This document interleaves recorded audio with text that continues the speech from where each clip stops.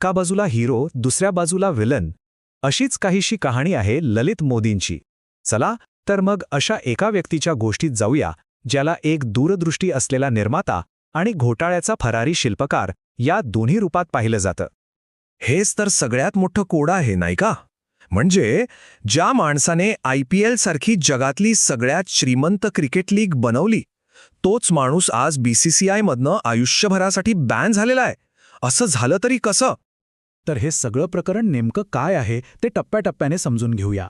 आपण सुरुवात करणार आहोत घोटाळ्याच्या या शिल्पकाराच्या कथेपासून. मग पाहूया IPLचा जन्म कसा झाला, त्यानंतर आरोपांचं जाळं कसं विणलं गेलं, यावर मोदींची बाजू काय होती, या सगळ्याचा डॉमिनो इफेक्ट काय झाला आणि शेवटी या लीगचा न सुटलेला वारसा नेमका काय आहे. तर सगळी सुरुवात झाली एका भन्नाट कल्पनेने. विचार करा, भारतातल्या दोन सर्वात मोठ्या गोष्टी, क्रिकेट आणि बॉलिवूड, यांना एकत्र आणायचं. ही कल्पनाच किती जबरदस्त होती. पाहूया हे सगळं कसं घडत गेलं. ललित मोदींचं म्हणणं काय होतं की त्यांना एक असं प्लॅटफॉर्म बनवायचं होतं जे लोकांना स्वप्न दाखवेल, आणि त्यांनी ते करूनही दाखवलं. म्हणजे असे खेळाडू होते जे महिन्याला काही हजार रुपये कमवायचे, ते IPLमुळे एका रात्रीत करोडपती झाले. त्यांचं आयुष्यच बदलून गेलं. आणि IPLची सुरुवात तर अक्षरशः स्फोटक होती. बघा, 2007 मध्ये T20 वर्ल्ड कप आपण जिंकलो आणि लगेच IPLची घोषणा झाली. मग तर काय पैशांचा पाऊस पडायला लागला. $1 अब्ज जास्तचे मीडिया राईट्स, $750 मिलियन मध्ये टीम्स विकल्या गेल्या, आणि हे सगळं एकही बॉल टाकायच्या आधी. आणि मग पहिल्याच मॅचमध्ये ब्रेंडन मॅक्युलमने 158 रन्सची ती अविश्वसनीय खेळी केली. सगळीकडे फक्त IPLचीच हवा होती. पण म्हणतात ना, जिथे अमाप पैसा असतो तिथे वादही येतातच. IPLची व्हॅल्यू जशी वाढत गेली तसंच ललित मोदींभोवती वादांचं जाळंही घट्ट होत गेलं. आता हा आकडा बघा, 1700 कोटी रुपये. ही काही छोटी रक्कम नाहीये. अंमलबजावणी संचालनालय म्हणजे ED फक्त IPLचे दुसरे सीझनमधल्या गैरव्यवहारांसाठी ह्या एवढ्या मोठ्या रकमेची चौकशी करत होती.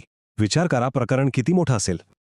तर हे आरोप नेमके होते तरी काय? सगळ्यात मोठा आरोप होता फिमा कायद्याच्या उल्लंघनाचा.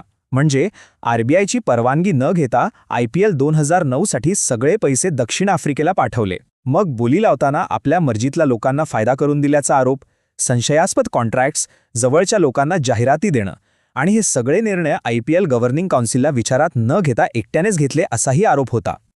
आता हा फेमाचा जो आरोप होता तो खूपच गंभीर होता. का? कारण तुम्ही देशाच्या बाहेर एवढा मोठा कार्यक्रम नेताय, करोडोंचा व्यवहार करताय, आणि त्यासाठी देशाचे जे आर्थिक नियम आहेत तेच पाळत नाहीयेत. हे प्रकरण साधं नव्हतं. पण या सगळ्या आरोपांवर ललित मोदींची एक वेगळीच बाजू होती. त्यांचं म्हणणं होतं की मी गुन्हेगार नाही, उलट मलाच या प्रकरणात अडकवण्यात आलंय. एक राजकीय सूडनाट्य रचलं गेले. मोदींनी तर एक धक्कादायक दावा केला. त्यांच्या म्हणण्यानुसार सगळं प्रकरण सुरू झालं जेव्हा त्यांनी कोची टीममध्ये सुनंदा पुष्कर यांच्या नावावर असलेल्या एका फ्री स्टेकबद्दल, म्हणजे फुकटच्या हिश्श्याबद्दल प्रश्न विचारले. या सुनंदा पुष्कर नंतर मंत्री शशी थरूर यांच्याशी लग्न करणार होत्या. मोदी म्हणतात की यानंतर त्यांना थेट धमक्या येऊ लागल्या. अगदी तुझ्यावर ED आणि इन्कम टॅक्सची रेट टाकू, तुला जेलमध्ये टाकू, अशा धमक्या. म्हणजे बघा, इथे दोन पूर्णपणे वेगवेगळ्या गोष्टी सांगितल्या जात आहेत. एकीकडे BCCI म्हणतंय की मोदी चौकशीला घाबरून देशातून पळून गेले, तर दुसरीकडे मोदींचं म्हणणं आहे की अंडरवर्ल्डकडून, दाऊद इब्राहिमकडून मला जीवे मारण्याच्या धमक्या येत होत्या आणि माझी सुरक्षाही काढून घेण्यात आली होती, म्हणून जीव वाचवण्यासाठी मी देश फोडला. पर गंमत बघा, ललित मोदी गेले आणि IPLमधल्या सगळ्या समस्या संपल्या असं अजिबात झालं नाही. उलट त्यांच्या जाण्यानंतर जे काही बाहेर आलं त्याने तर या प्रकरणातला भ्रष्टाचार किती खोलवर उजलाय हेच दाखवून दिलं. मोदींनंतर काही वर्षातच IPLमध्ये स्पॉट फिक्सिंगचे मोठमोठे घोटाळे समोर आले, आणि यात फक्त खेळाडूच नाही तर टीमचे मालक, अधिकारी सगळेच सामील होते. 2012 मध्ये, मग 2013 मध्ये श्रीशांतसारखे मोठे खेळाडू, CSK आणि RR सारख्या मोठ्या टीम्सवर 2 वर्षांची बंदी आली. यावरून एक गोष्ट स्पष्ट झाली की प्रॉब्लेम फक्त एका व्यक्तीचा नव्हता. आणि या सगळ्या पार्श्वभूमीवर आज आपण IPLच्या वारसाकडे पाहतो, जो खूप गुंतागुंतीचा आहे. IPLने जे आर्थिक यश मिळवले ते नाकारताच येणार नाही. आज BCCI जगातले सगळ्यात श्रीमंत क्रिकेट बोर्ड आहे. खेळाडू करोडपती झालेत, हे सगळं खरं आहे.